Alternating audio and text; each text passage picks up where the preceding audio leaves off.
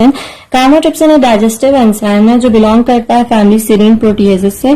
कार्मोट्रिप्सिन use होता है small intestine में। उसका फंक्शन क्या है कि ये ब्रेक करता है पेप्टाइड बॉन्ड को, मींस कि ये लार्जर प्रोटीन मॉलिक्यूल्स को कन्वर्ट कर देता है इनटू इंडिविजुअल अमीनो एसिड में। पेप्टाइड बॉन्ड क्या होता है? पेप्टाइड बॉन्ड जो है वो डिफरेंट अमीनो एसिड को कनेक्ट करता है ना polypeptide chain. Peptide bond form होता है amino group of one amino acid to carboxyl group of another amino acid. Chymotrypsin की सिंथेसिस होती है पेनक्रियाज में, लेकिन ये इनएक्टिव फॉर्म में सिंथेसाइज होता है, मींस कैमोट्रिप्सिनोजेन की फॉर्म में सिंथेसाइज होता है, लेकिन जब ये सिक्रीट होता है स्मॉल इंटेस्टाइन में तो ये फिर से अपनी एक्टिव फॉर्म में कन्वर्ट हो जाता है with the help of enzyme called trypsin. Mechanism of action देखते हैं।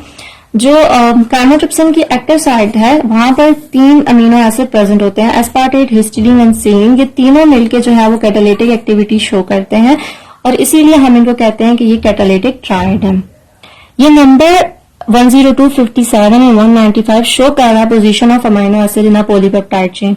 इनके फंक्शन क्या है? सेरीन प्रोवाइड करता है न्यूक्लियोफाइल, हिस्टीडीन जो है वो करता है एज अ बेस कैटलिस्ट और एस्पार्टेट जो है वो स्टेबलाइज करता है प्रोटोनेटेड हिस्टीडीन को।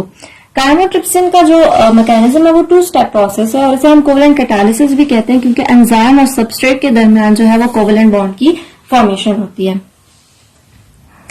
अब ये डॉटेड लाइन शो कर रहे हैं हमारे पास हाइड्रोजन बॉन्ड। ये तीनों अमीनो एसिड एक दूसरे के साथ कनेक्टेड हैं विद हाइड्रोजन बॉन्ड। ये हमारे पास सबस्ट्रेट है और यहाँ पर कैमोट्रिप्सिन का मेन फंक्शन ये होता है कि वो पेप्टाइड बॉन्ड को ब्रेक करता है। तो यहाँ पर नाइट्रोजन और कार्बन के दरमियान जो बॉन्ड है वो पेप्टाइड बॉन्ड है और इसकी ब्रेकिंग होनी है।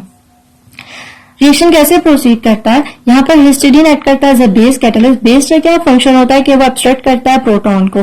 तो नाइट्रोजन अपनी lone pair of electron use करता है और वो एब्स्ट्रैक्ट कर लेता है हाइड्रोजन को। ऑक्सीजन के ऊपर नेगेटिव चार्ज आ जाता है जो अटैक करता है कार्बोनाइल ग्रुप पे।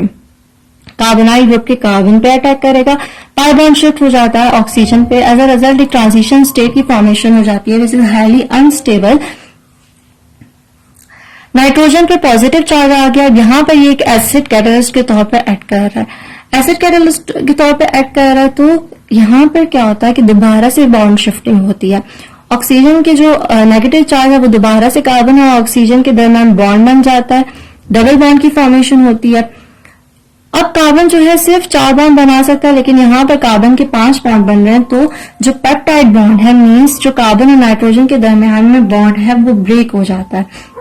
नाइट्रोजन के ऊपर नेगेटिव चार्ज आ जाता है तो वो अट्रैक्ट कर लेता है प्रोटॉन को। एज अ रिजल्ट हमारे पास जो ये आरसी पार्ट है वो रिलीज हो जाता है और यहाँ पर एंजाइम और सबस्ट्रेट के दरमियान कोवेलेंट बॉन्ड की फॉर्मेशन हो जाती है और एक असाइल एंजाइम इंटरमीडिएट बन जाता है। ये पेप्टाइड बॉन्ड जो है वो ब्रेक हो गया यहाँ पर, लेकिन रिएक्शन यहीं तक स्टॉप नहीं हो जाता क्योंकि हम कहते हैं कि एंजाइम जो है हमारे पास बायोलॉजिकल कैटलिस्ट है जो स्पीड अप तो करते हैं केमिकल रिएक्शन को without being altered in a chemical reaction. लेकिन यहाँ पे हमारा एंजाइम दोबारा हमने रीजनरेट करना है। एंजाइम कैसे रीजनरेट होगा? यहाँ पे वाटर मॉलिक्यूल की एडिशन होगी। हिस्टीडीन जो है वो दोबारा से एक्ट करेगा एज अ बेस कैटलिस्ट और वो एब्स्ट्रैक्ट कर लेगा प्रोटॉन को फ्रॉम वाटर मॉलिक्यूल। ऑक्सीजन जो है वो अटैक करेगा कार्बोनाइल ग्रुप पे। एज अ रिजल्ट हमारे पास एक टेट्राहेड्रल ट्रांजिशन स्टेट की फॉर्मेशन हो रही है। अब नाइट्रोजन पे पॉजिटिव चार्ज जो होता है वो हाईली अनस्टेबल होता है, वो अपने इलेक्ट्रॉन दोबारा वापस लेगा। ऑक्सीजन पे क्या होता है, अपना नेगेटिव चार्ज जो है वो दोबारा शिफ्ट करेगा तो यहां से बॉन्ड जो है वो ब्रेक हो जाएगा। ठीक है, एज अ रिजल्ट हमारे पास जो अमाइनो पार्ट था पेप्टाइड का वो भी रिलीज हो गया, हमारा एंजाइम दोबारा से रीजनरेट हो गया। तो ये तो mechanism of action of chymotrypsin. Hope कि आप लोगों को समझ आ